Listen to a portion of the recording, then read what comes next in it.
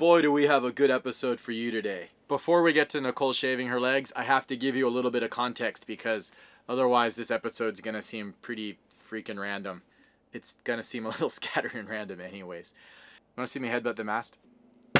It's kind of disjointed. It goes from Nicole shaving her legs to the boat catching fire to, you know, exploring Maria. You know, it's kind of all these things scattered. So I needed something.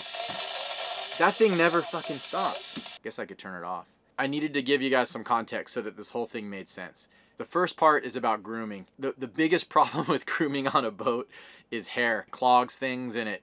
Especially it can get into your bilge and in your bilge pump and you can get behind stuff. That's Mezzaluna, it's our buddies. I don't know if you're interested or not, but that's the first part of the episode. The second part of this episode, we bring you along for a true authentic experience of what it's like to be a surfer looking for a secret spot. All around the world, surfers and kiteboarders are doing this exact same ritual. Is that a good tease? Does it make you want to watch it? Part 3 was kind of gnarly, actually. There was almost a fire on the boat. One of the fans started smoking really badly, and Nicole grabbed a camera. If you're someone who likes technical shit, you'll be frothing on this segment. But I don't get too buried into it, so if you couldn't give a fuck about that and you just kind of want to see some drama about life on a boat, I think you'll still be stoked. Hotter than balls in here. You want to see something gnarly? Look at that. Can you see that? That is chafe. That's where my kiteboarding harness has rubbed away my skin. You don't think we're passionate? I bleed for my sport. Let's get started. Grooming. Sorry about the fan noise. And sorry that I'm introducing this part. It was supposed to be Nicole, but we're kind of in an argument right now. Not really an argument. We're having a discussion, so I'm saying her part. The gist of it is that for 2 years we've been getting hair everywhere when we groom, and it drives Nicole crazy because she usually cleans it up. So we decided to try 4 new techniques. Were we successful, or did hair end up in every crack and crevice in the boat? The theory behind this method is that the hair went directly into the water and not on Naoma. The only issue is I had to act fast because it was windy and my legs were starting to dry quickly. But overall, there was no hair on the boat. Yeah! Nicole got sick of cleaning my whiskers, so in a stroke of genius, I tried holding up my shirt to see if it would catch it before the whiskers hit the ground. This just goes to show if you put your mind to it, you can accomplish anything. Normally I cut Ryan's hair on land, but we're at anchor, so we tried the cockpit, thinking it would be easy to clean up, but hair got everywhere.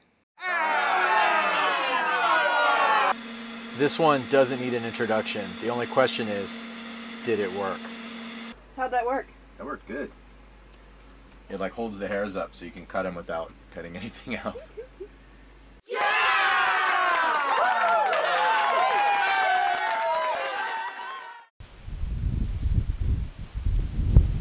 We're looking for a place to kite because right now there's Maramu winds, which means the winds are really strong, kind of more from the south, a little bit east.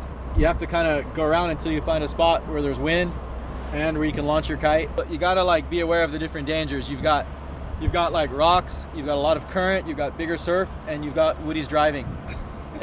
Just kidding, Woody. You're a good I'm too busy looking at the coconut trees blowing the wind. That's why I'm driving over the road. That's a bike lane, dude. What a dick. The first spot we checked had a great beach and good wind, but the reef was way too gnarly. It looks like a cheese grater. It's a wood chipper. It's a woody chipper. You can do waves right there. Oh, whoa. There's a cone here, though. What does that mean? I don't know. Should I move it? We finally found a promising spot way off the main road, but it was private land, so we had to ask permission. We're in the right spot. Yeah, I asked if we could do it. He said, you guys, many people? I said, only 2. And it's okay. The place looked perfect as we parked and unloaded our gear, but until we got to the beach, we didn't know what to expect. Whole coastline's like reef and rocks and trees, and Woody's like, oh, my buddy has a big beach. It'll be side on and perfect. Okay, let's go there. And here we are, and it's right. This place is amazing. We nailed it. We found the elusive perfect secret spot.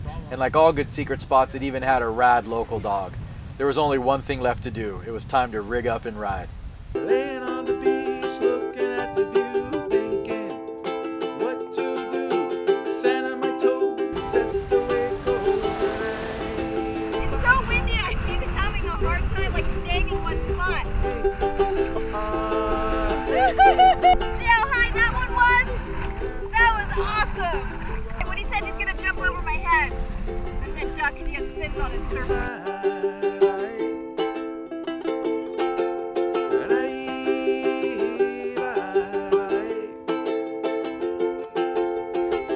You're cruising along and it's super underpowered and you're, you know, like barely going, but you have the kite strapped in because you know any second truck's gonna hit you, and then boom, and you're just like fully sheeted out, like it's like dodging coral heads, and then you're like, okay, this is sweet. Jive, where's Nicole? Find her. Come in, come in, come in. Should I send it? I don't know. Should I send it? Fuck it. Bang, boom. Looking down, going fuck, and then the gust with, you know, elevator up and down, up and down, up and down. After kiting, Woody and his amazing wife Marcel treated us to an epic lunch. Then Woody promptly fell asleep. Are you tired? No, just resting your eyes? just resting my eyes. I'm tired. 1,000? 1,000 francs? I wouldn't do it for 1,000. Would you look it for 1,000 francs? I don't want think you're in your hospital. Oh, it's okay. I'm an EMT. Kaya's boyfriend. We put that dog thing in, the lines that get shocked. Yeah. Yes. Did you try it? And so Teva got it and he had the thing in his hand. She said, oh, that's not that bad. And Kaya said, oh, I'm going to try it. Oh no. Teva, bang, shocked the hell out of her. I said, you're shitting, you're kidding. You didn't do it. No, I didn't put on my skin. I was just joking. Kaya was, oh, man. A little jam session capped off an epic day spent with good friends getting amongst it at a new secret spot in this part of paradise.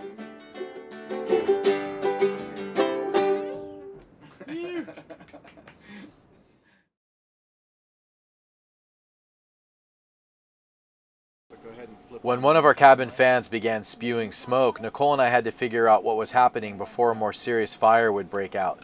It turns out it was caused by something we never anticipated. As we tell this story, we'll leave you clues about what we discovered, along with some hints, to see if you too can solve the mystery of the smoking cabin fan. It smells like burning plastic. It smells like dentist. Dentist?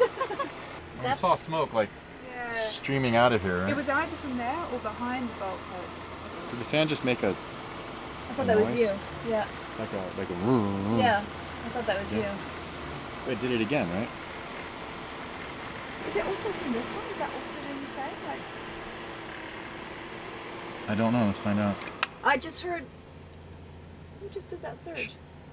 It was surging and then dropping really low. When I turned on refrigerator, it really dropped low. So when there was a voltage drop, the voltage drop was extreme. But why would it do that? And why was it surging?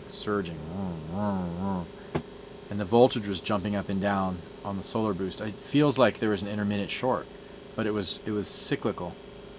You know, what do we have that's cyclical? Unless it was a short in the new fridge system. We began by ruling out problems with the power supply and by looking for any blown fuses. Okay, so the batteries are probably fine. Okay, so now let's trace it up to the next level.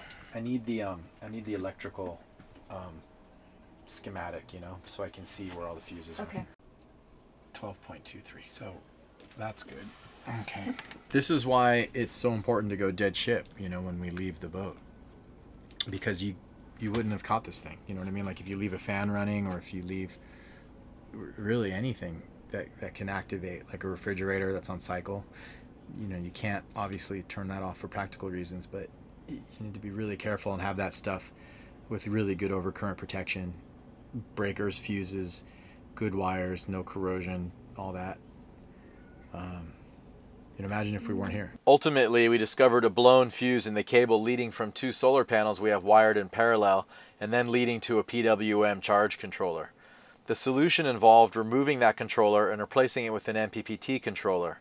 There are links below that explains what that means. Blue Sky Energy's Solar Boost 3000i controllers were perfect for our needs, and Blue Sky was super helpful getting them to us out here. We also installed one of their IPN remotes to help us better monitor the controller's performances. But what caused the fans to smoke and the voltage to surge in the first place? Here's a hint. The surges were at regular intervals a few seconds apart. If you think you know the answer, leave it in a comment below. The first 10 people to get the correct answer will win pics of Nicole shocking her nipples with Woody's electric bug zapper. I'm excited. We'll reveal the answer in the next episode, which, by the way, might be the boat tour that many of you have been requesting. If you like that idea, thumbs up. Actually, just give us a thumbs up anyway. And by the way, while you're there, if you haven't already, please subscribe. We love your comments. We like it all. We like you. You are good people. Goodbye.